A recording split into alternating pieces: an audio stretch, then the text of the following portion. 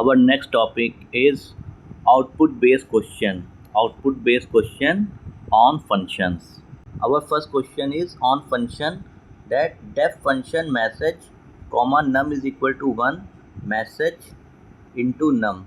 Function जो start होगा वो हमारे फंक्शन का नाम है फंक्शन और ये फंक्शन तो पहला फंक्शन ये कॉल होगा तो पाइथन की वैल्यू ऊपर जाएगी तो मैसेज की जो वैल्यू है वो हो जाएगी पाइथन और लिखा है num is equal to 1 and message into num मतलब होगा जो मैसेज है पाइथन इनटू 1 इनटू होता है रेप्लिकेशन ऑपरेटर इसलिए जो पाइथन जो प्रिंट होगा वो सिर्फ एक बार प्रिंट होगा जिसका पहली बार फंक्शन जब रन होगा तो पहली बार पाइथन प्रिंट होगा। जब सेकेंड टाइम फंक्शन कॉल करेगा तो इजी कॉमा 3 लिखा हुआ है तो मैसेज की वैल्यू हो जाएगी इजी और नम की वैल्यू जो 1 थी ये एक्चुअल वैल्यू होती है तो ये वैल्यू चेंज हो जाएगी, यहाँ पे नम की वैल्यू हो जाएगी 3।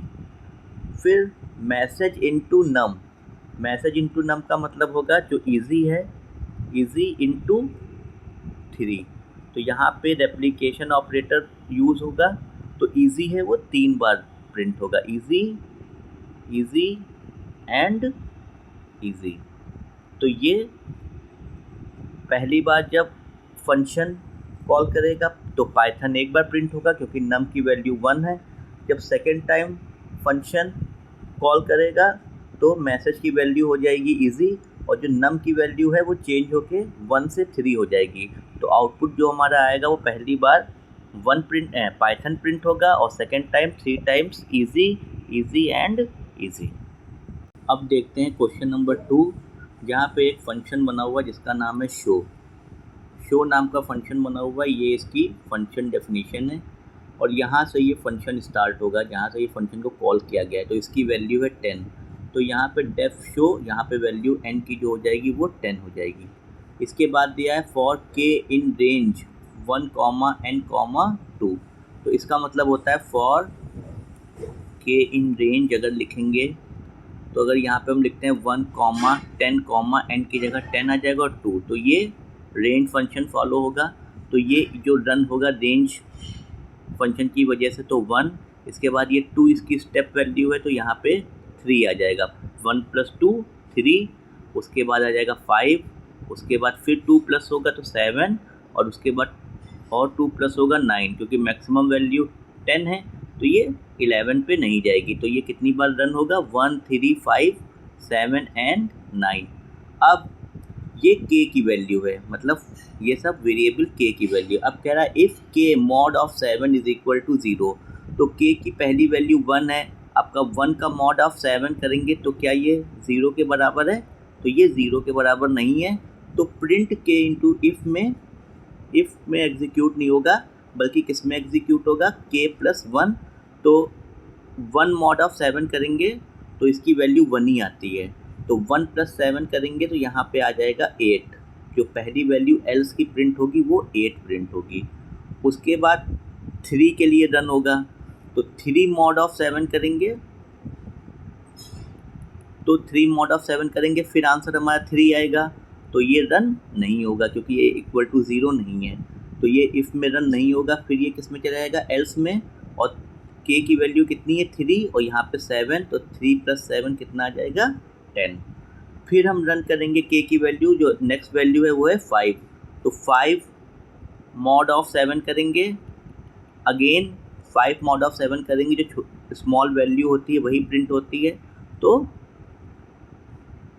k की वैल्यू क्या आ जाएगी 5 और ये 0 के बराबर नहीं है इसलिए इफ़ में एग्जीक्यूट नहीं होगा ये भी किस में आ जाएगा ये एल्स स्टेटमेंट में तो k+7 मतलब 5 + 7 कितना आ जाएगा 12 आ जाएगा।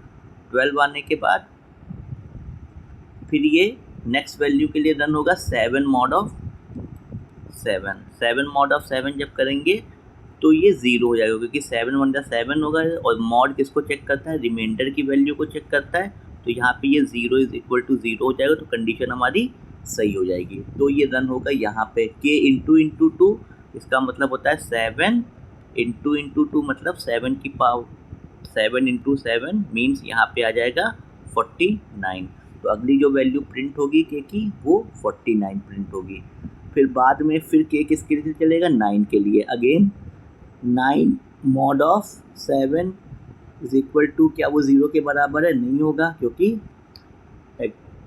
2 आएगा रिमाइंडर, तो ये एग्जीक्यूट नहीं होगा। तो इफ़ के लिए वो अगेन रन नहीं होगा। तो यहाँ पे 9 की वैल्यू, के की वैल्यू 9 है, 9 + 7 यहाँ पे वैल्यू कितनी आ जाएगी 16। तो जो आउटपुट आएगा वो हमारा आएगा 8, 10, 12, 49 एंड 16। आई होप आप सबको ये लॉजिक समझ में आ गया होगा। अब आ जाते हैं क्वेश्चन नंबर 3 पे। यहाँ पे हमारा फंक्शन है जिसका नाम है, एक फंक्शन बना हुआ है जिसका नाम है चेक, और यहाँ पे ये इसकी डेफिनेशन दी हुई है, फंक्शन डेफिनेशन। अब चेक को 3 बार कॉल किया गया। फर्स्ट टाइम जब कॉल किया गया तो लिखा है चेक विद नो आर्ग्यूमेंट। तो ये प्रोग्राम का एग्जीक्यूशन डेफ में जाएगा। तो n की वैल्यू, n1 की वैल्यू है 1 और n2 की वैल्यू है 2। तो n1 is equal to n1 + n2 मतलब 1 + 2। तो ये पहली बार क्या आ जाएगा, 2 आ जाएगा। n1 + n2 मतलब 1 + 2 2। फिर n2 is equal to plus is equal to 1 का मतलब होता है n2 + 1। तो n2 की वैल्यू है 2, 2 + 1 कितना आ जाएगा 3। जो पहली वैल्यू प्रिंट होगी वो कितनी प्रिंट होगी, 2 + 1, सॉरी यहाँ पे 3 आएगा। पहली जो वैल्यू प्रिंट होगी n1, n2 की 3, 3। ये पहला जब चेक फर्स्ट टाइम रन होगा तो ये वैल्यू प्रिंट होगी। n1 की वैल्यू है n, n2 की 2। तो n1 is equal to n1 + n2 1 + 2 3, n2 is equal to, इसको जब एक्सपेंड करेंगे तो इसका मतलब होता है n2 + 1 और 2 + 1 3। तो 3, n1 की वैल्यू भी 3 है, n2 की वैल्यू भी 3 है। तो ये जब प्रिंट होगा तो 3, 3 प्रिंट होगा। अब सेकेंड टाइम जब चेक रन होगा तो जब ये वैल्यू सीक्वेंस वाइज ऊपर फंक्शन को मिलेंगी तो n1 की वैल्यू हो जाएगी 2 और n2 की वैल्यू हो जाएगी 1, क्योंकि ये पोजिशनल आर्गुमेंट की तरह सीक्वेंस में वैल्यू जाएंगी। अब n1 is equal to n1 + n2, तो 2 + 1 n1 की वैल्यू हो जाएगी 2 + 1 3 और n2 प्लस इक्वल टू 1 का मतलब होता है n2 + 1। तो यहाँ पे n2 की वैल्यू कितनी है 1, तो 1 + 1 कितना हो जाएगा 2। तो n1 की वैल्यू आ गई, सॉरी n1 की वैल्यू आ गई 3 और n2 की वैल्यू आ गई 2। तो सेकेंड टाइम जब ये प्रिंट होगा तो n1 की वैल्यू प्रिंट होगी 3 और n2 की वैल्यू प्रिंट होगी 2। तो ये दूसरी बार जब फंक्शन रन होगा तो ये उसकी वैल्यू आएगी। नाउ थर्ड टाइम जब चेक फंक्शन एग्जीक्यूट होगा, कॉल होगा, तो अब एक ही वैल्यू दी हुई है 3।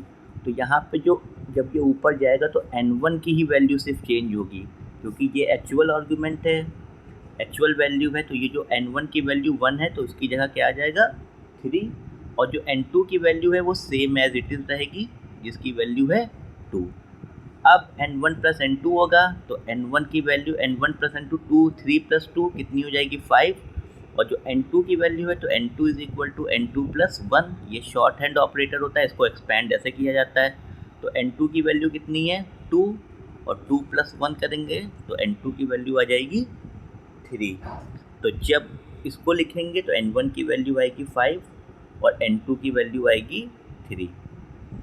इसको ऐसे एग्जीक्यूट किया जाता है, line by line her statement को चेक करते हैं और बाद में इसको एग्जीक्यूट होता है। आई होप ये भी आपको समझ में आ गया होगा।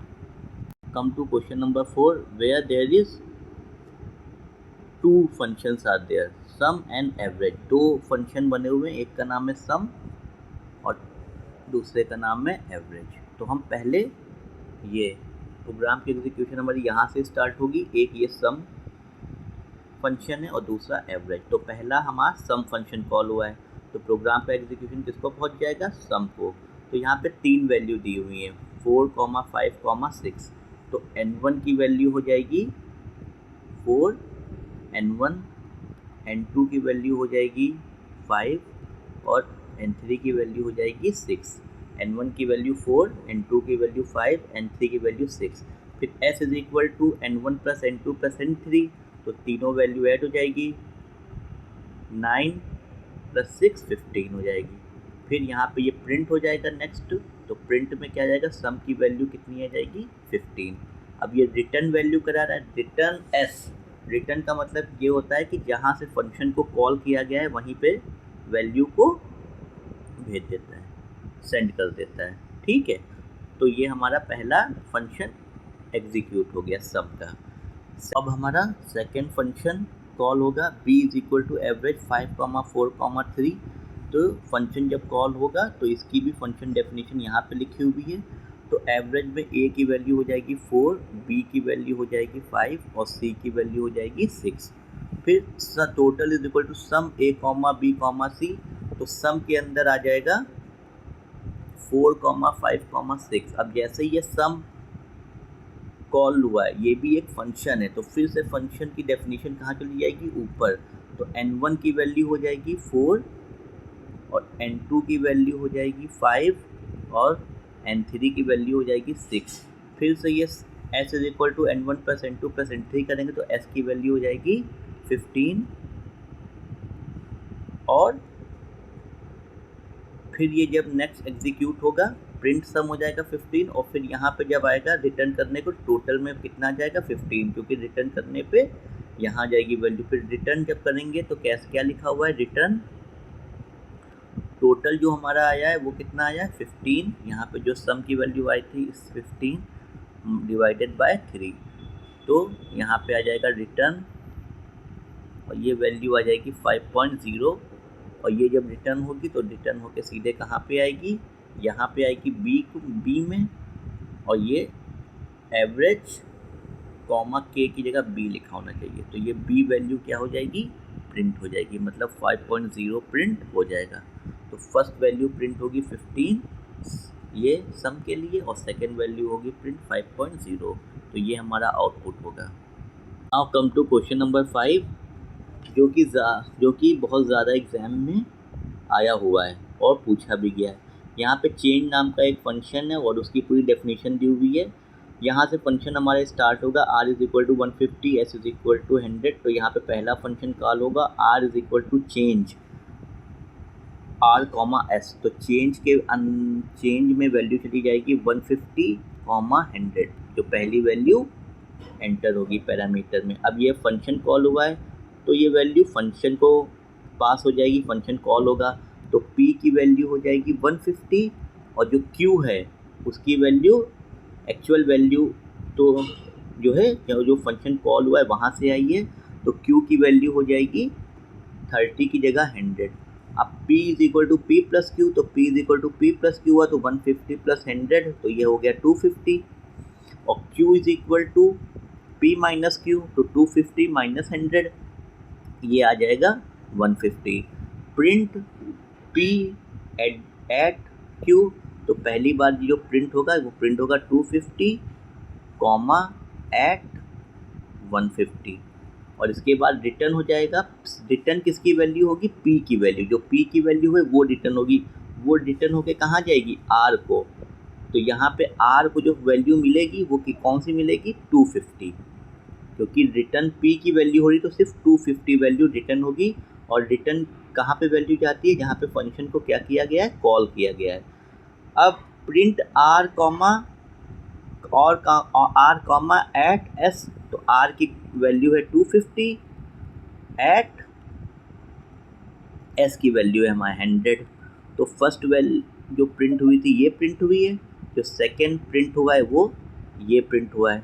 अब थर्ड s इज इक्वल, अब ये हमारा प्रिंट हो गया r और s की वैल्यू प्रिंट होने के बाद अब s is equal to change s होगा, ये फंक्शन कॉल होगा तो फिर से एग्जीक्यूशन ऊपर चला जाएगा, जहाँ पे p की वैल्यू, तो ये s की वैल्यू 100 है, यहाँ पे पास हो जाएगी, मतलब ये ऊपर जाएगी तो p की वैल्यू 100 हो जाएगी और q की वैल्यू एज इट इज़ 30 रहेगी। अब फिर से p प्लस q होगा तो p की वैल्यू हो जाएगी 130 और q की वैल्यू हो जाएगी p माइनस क्यू 100 हो जाएगी, 100 minus 30, sorry p minus q, तो p की वैल्यू 130 तो p माइनस 130 माइनस 30 तो ये 100 हो जाएगी। अब यहाँ पे ये प्रिंट होगा तो ये कैसे प्रिंट होगा 130 कॉमा एट कॉमा 100, ये हमारा प्रिंट हो जाएगा। तो ये हमारी थर्ड वैल्यू प्रिंट हो जाएगी। और फिर रिटर्न पी करा रहे हैं तो रिटर्न पी की वैल्यू 130 यहाँ पे जाएगी तो, लेकिन इसके बाद कोई स्टेटमेंट है नहीं तो प्रिंट होगी नहीं। तो हमारा तीनों बार आंसर प्रिंट हो जाएगा। पहली बार वैल्यू आएगी 120 एट 150, दूसरी वैल्यू आएगी 250 एट 100 और थर्ड वैल्यू आएगी 130 at 100। Now come to question number 6 of output based question. अब यहाँ पे फंक्शन एक हमारा अपडेट नाम का बना हुआ है। तो फंक्शन तभी रन करेगा जब हमारा उसको कॉल किया जाएगा। तो प्रोग्राम का एग्जीक्यूशन यहाँ से होगा x = 20। जैसे ही अपडेट फंक्शन कॉल होगा तो एग्जीक्यूशन फंक्शन को चला जाएगा। तो डेफ अपडेट x = 10 है। x प्लस इक्वल टू 15 का मतलब होता है x = x प्लस 15। यहाँ हमने देखा है कि x की वैल्यू कितनी है 10, तो यहाँ पे 10 प्लस 15 तो x की वैल्यू हो जाएगी 25। तो पहली बार जो प्रिंट होगा तो वो प्रिंट होगा x = 25। तो ये फंक्शन डेफिनेशन हमारी ओवर हो जाएगी। नाउ पहली लाइन भी एग्जीक्यूट होगी, सेकंड भी एग्जीक्यूट होगी, थर्ड लाइन बची प्रिंट x = x। तो ये ग्लोबल वेरिएबल है तो इसकी वैल्यू यहाँ पे प्रिंट हो जाएगी x = 20। तो पहली जो वैल्यू प्रिंट होगी वो फंक्शन की वजह से प्रिंट होगी 25, और जो सेकंड वैल्यू प्रिंट होगी वो ग्लोबल वेरिएबल यहाँ पे प्रिंट होगी 20। आई होप ये भी आप लोगों को समझ में आ गया होगा। Now come to question number 7 which is a function having global variable.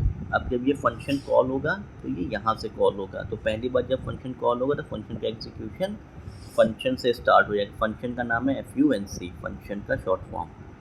तो पहली बार ग्लोबल x है, तो ग्लोबल x होने की वजह से जो x की वैल्यू है यहाँ यूज़ हो जाएगी। तो ये ग्लोबल 50 हो जाएगा। x इज़ x, तो x इज़ x, तो पहली बार x इज़ 50 प्रिंट हो जाएगा क्योंकि x की वैल्यू ग्लोबल वेरिएबल है वो यहाँ फंक्शन में यूज़ हो जाएगी ग्लोबल होने की वजह से। अब x की वैल्यू जो 50 थी उसको यहाँ पे चेंज कर दिया है, क्या हो गई है x = 2। तो यहाँ change global variable x to 2। तो पहली next time changed global x to 2। तो यहाँ पे जो सेकेंड टाइम है वो x की वैल्यू क्या प्रिंट हो जाएगी 2 प्रिंट हो जाएगी। और ग्लोबल वेरिएबल होने की वजह से, ग्लोबल कीवर्ड यूज़ होने की वजह से जो ग्लोबल वेरिएबल की वैल्यू है वो अफेक्ट हो जाएगी। मतलब जो 50 वैल्यू थी अब यहाँ पे चेंज हो गई, कितनी हो गई है 2। अब जब फंक्शन का काम पूरा फिनिश हो गया है, सारी लाइन एग्जीक्यूट हो गई है, तो ये वाली लाइन एग्जीक्यूट होगी print value of x is 2। तो 50 नहीं प्रिंट होगा क्योंकि ग्लोबल कीवर्ड यूज़ होने की वजह से x की जो वैल्यू थी वो अफेक्ट करेगी ग्लोबल वेरिएबल को। तो लास्ट में जो प्रिंट होगा वो प्रिंट होगा value of x is 2। Global variable होने की वजह से x की वैल्यू क्या हो गई है चेंज हो गई है। जो यहाँ पे वैल्यू थी 50 अब वो पूरी तरीके से चेंज हो गई है 2 में। Okay everyone. क्वेश्चन नंबर 8 में दिया हुआ है कि def f global a print a is equal to hello print a। अब प्रोग्राम का एग्जीक्यूशन यहाँ से स्टार्ट होगा फंक्शन डेफिनेशन के बाद a is equal to word और फंक्शन एग्जीक्यूट होगा। फंक्शन का नाम है हमारे f। तो ग्लोबल a, तो वर्ड जो हमारा ग्लोबल था वो लोकली यूज़ होगा, प्रिंट a होगा। तो पहली बार जो वैल्यू प्रिंट हो जाएगी वो क्या प्रिंट हो जाएगी वर्ड, क्योंकि ग्लोबल वेरिएबल को ग्लोबल कीवर्ड को यूज़ करने, ग्लोबल कीवर्ड जो यूज़ किया है तो ग्लोबल वैल्यू को हमने लोकल बना दिया, यहाँ पे लोकल हो गई है। प्रिंट ए हुआ तो वर्ड हमारा प्रिंट हो गया। फिर A is equal to hello print A, तब क्या प्रिंट हो जाएगा हेलो प्रिंट हो जाएगा। अब आपने पिछले प्रोग्राम में भी देखा था ग्लोबल वेरिएबल ग्लोबल कीवर्ड, तो जो ग्लोबल वैल्यू होती है उसको अफेक्ट करता है। तो यहाँ पे ए की वैल्यू हेलो हो गई है। अब ये ग्लोबली ए की वैल्यू क्या हो गई है हेलो। अब ये भी लाइन एग्जीक्यूट हो गई है, ये भी लाइन एग्जीक्यूट हो गई है, बची प्रिंट है। तो यहाँ पे वर्ड प्रिंट नहीं होगा, क्या प्रिंट होगा हेलो, क्योंकि ग्लोबल वैल्यू ग्लोबल कीवर्ड होने की वजह से तो जो ग्लोबल वैल्यू थी वो क्या हो गई है, चेंज हो गई है। तो यहाँ पे प्रिंट ए जब प्रिंट होगा तो वो ग्लोबल वैल्यू प्रिंट होगी, जिसका जो कि है hello. Okay everyone. To question number 9, answer the following question based on given script और कोड। अब ये एक फंक्शन दिया हुआ है, यहाँ पे क्वेश्चंस हैं, तो उसी के बेसिस पे हमें आंसर करना है। पहला क्वेश्चन है नेम लोकल वेरिएबल। तो लोकल वेरिएबल कौन से होंगे, तो जो फंक्शन के अंदर डिफाइंड होते हैं इनसाइड द फंक्शन, वो लोकल वेरिएबल होते हैं। तो पहला आंसर आएगा ए कॉमा बी। सेकेंड क्वेश्चन है नेम ग्लोबल वेरिएबल। तो ग्लोबल वेरिएबल फंक्शन के बाहर जो डिफाइन होते हैं, तो हमारे पास सिर्फ एक ही ग्लोबल वेरिएबल है, एक्स इज इक्वल एक्स है, तो ग्लोबल वेरिएबल हमारे पास है एक्स। थर्ड क्वेश्चन है बिल्ट इन फंक्शन। कौन सा फंक्शन है जो बिल्ट इन है, तो बिल्ट इन वो फंक्शन होते हैं जो प्री डिफाइन होते हैं। तो यहाँ पे सिर्फ प्रिंट जो प्रिंट हमने यूज़ किया है वही क्या है, एक बिल्ट इन फंक्शन है। तो प्रिंट हमारा एक बिल्ट इन फंक्शन है। Now user defined function. User defined function वो फंक्शन होते हैं जिसे प्रोग्रामर क्रिएट करता है। तो लिखा हुआ है डेफ शो 4, तो ये show 4 is our user defined function. फिर फिफ्थ क्वेश्चन है name actual parameter. Actual parameter कहाँ दिए होते हैं, जो फंक्शन कॉलिंग में यूज़ होते हैं। फंक्शन कॉलिंग में जो वैल्यू यूज़ होती है उसे एक्चुअल पैरामीटर कहते हैं। तो यहाँ पे सिर्फ पैरामीटर्स के नाम लिखते हैं। तो 10,15 is our actual parameter. Now name formal parameter. Formal parameter हमारे यूज़ होते हैं फंक्शन के हेडर में। तो A comma B is our function formal parameter. तो ये ऐसे भी क्वेश्चन एग्जाम में आते हैं कि लोकल वेरिएबल कौन से हैं, तो A comma B. Global variable कौन सा है, X is our global variable. Built in function print, user defined function show, actual parameter 10,15 and formal parameter A comma B. तो question number 10 which is again based on global variable. Okay, जहाँ पे function display call हुआ है। मैं चाहता हूँ कि आप लोग इसका आउटपुट कमेंट बॉक्स में लिखें। ओके एवरीवन, मुझे लगता है आप लोग को ये आउटपुट बेस्ड क्वेश्चन समझ में आ गए होंगे। Thank you everyone.